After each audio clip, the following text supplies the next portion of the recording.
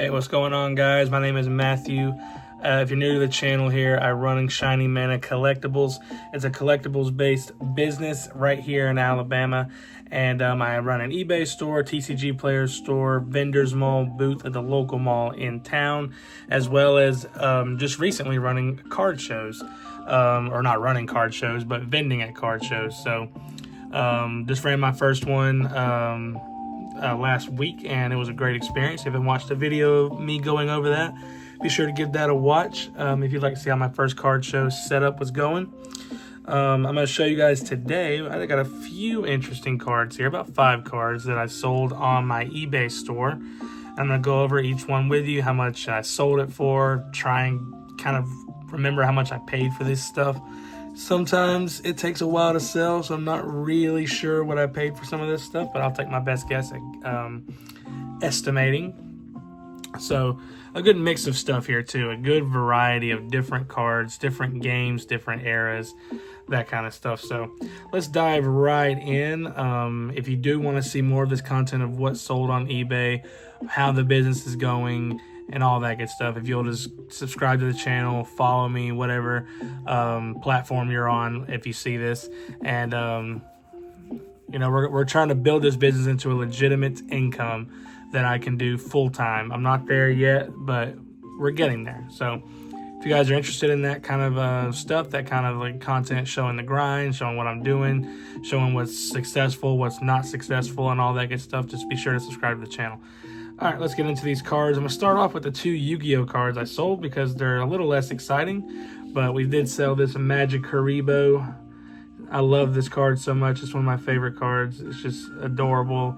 It's not worth a ton of money, unfortunately, but I sold for about $5 on eBay. I probably paid like 80 cents for this card, maybe $1. Some pretty good margin there, but raw number, not a ton of money to be made. I'm honestly moving away from this kind of stuff, trying to move into higher value stuff, not like high end, but $10 to $20 or more, as opposed to like these $4, $5 to $6 cards. Just trying to do a little bit, better bang for my buck, so to speak, and make more raw money, even though it might be less margin. I'm kind of moving away from stuff like that, but pretty cool little sale there, Magic Haribo. So next Yu-Gi-Oh card is quite a bit more nostalgic. This is the Dark Magician from SDY's SDY006. I've sold a bunch of these, no surprise to anybody. This is a classic card, one of the very first Dark Magician cards that were made, and everybody loves this artwork. It's super, super nostalgic. This one's a light played copy. I sold it for $20. I probably paid, I don't know, maybe like $10 to $11 for it. Maybe I bought it online or something to flip it or something. I've had it for just a little bit, not too long, but probably paid like $10 for that card and flipped it into $20 with free shipping. So yeah, going out to the buyer, appreciate the business. The next 3 cards are Pokemon cards, so I kind of have a story with each one of them, so we'll dive right in. First, we got this Erica's Dragonair Japanese single. So this is actually a heavily played card. I did get this, and it has some creases on it. And the Japanese vintage has been going really, really good for me. I sold like 3 or 4 of my Japanese vintage cards at the card show, and I had this one left over. It didn't last long on eBay. I sold it for I think $13, maybe $13 or $14. Japanese vintage, if it's a popular Pokemon or if it's a trainer's Pokemon, especially like Misty's Gyarados, or Giovanni's Giovanni's Pokemon. This is the Erica's Dragonair, so that kind of stuff really does sell. People love Japanese vintage cards. Really popular seller for me.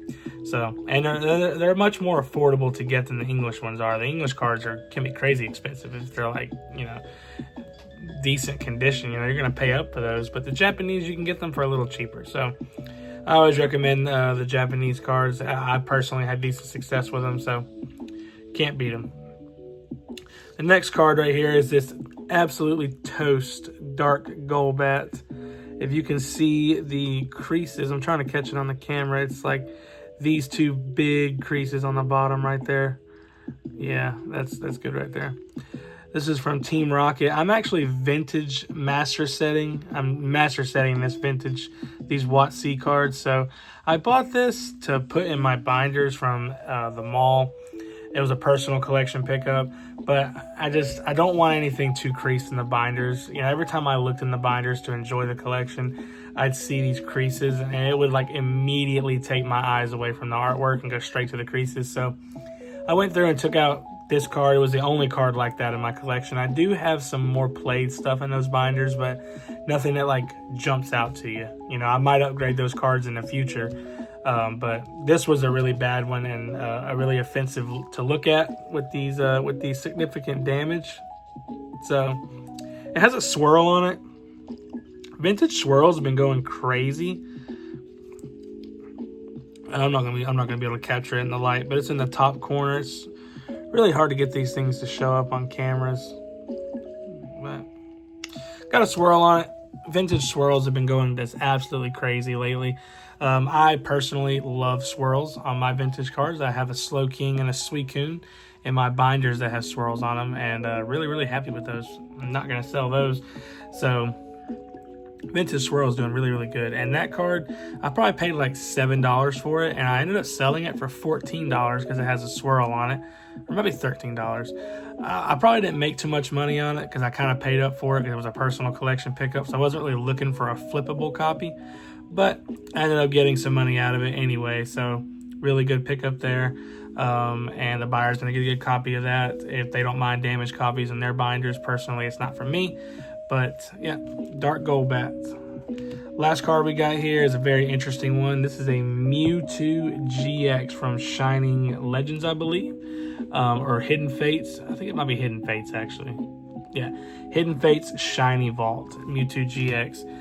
My fiance's boss found this card in their lobby at work, and waited for this a little bit to see if a kid might come in and claim it, because I feel like someone might have left it behind, but no one ever came in to claim it. So she gave it to her, and then, you know, my fiance, she gave it to me. She wanted me to try and sell it. It's worth quite a bit of money, even in this damaged. I mean, this thing is absolutely toast. I'm not going to be able to capture it on the camera, but every corner is bent. It's got creases all throughout it, except through the middle, which does save it. But, I mean, the corners are just all I mean, you can kind of see that crease right there. It's just straight across that corner. And they're all like that. Tons of whitening on the back, just absolutely I mean, you can see the corner. Just an absolutely cooked card. Definitely damaged condition on this Mewtwo GX. And it's still sold on eBay for $40. I sold on eBay for $40, $39.97 with free shipping.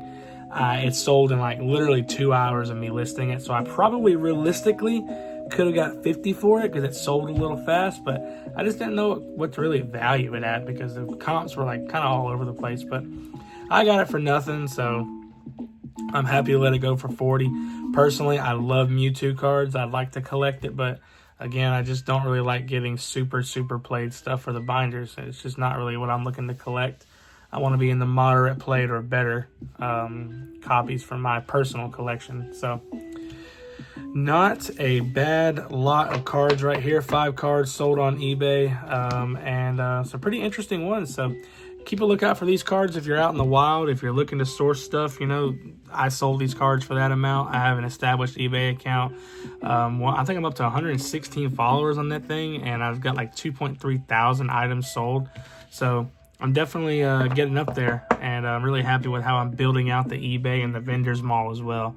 I'm just trying to really create all these sales channels so I can turn this into a legitimate business and obviously treat people right and make my margins and be successful and just be fair and honest. That's the goal. So like I said, if you're here to see me build that up, just subscribe to the channel, and I'll be happy to answer any questions you have in the comments. You can just drop them below and I'll be happy to try and help you out. But some really good eBay sales right here. I'm about to get them in the mailbox and get back to the grind, I guess. We're trying to sell some cards my weekend. You know, I'm off work the next 2 nights, so you know, we're trying to get this going. So yeah, appreciate you guys watching. That's about all I got today. I'm gonna call it on that, and I'll be back with a new one as soon as I can. Peace.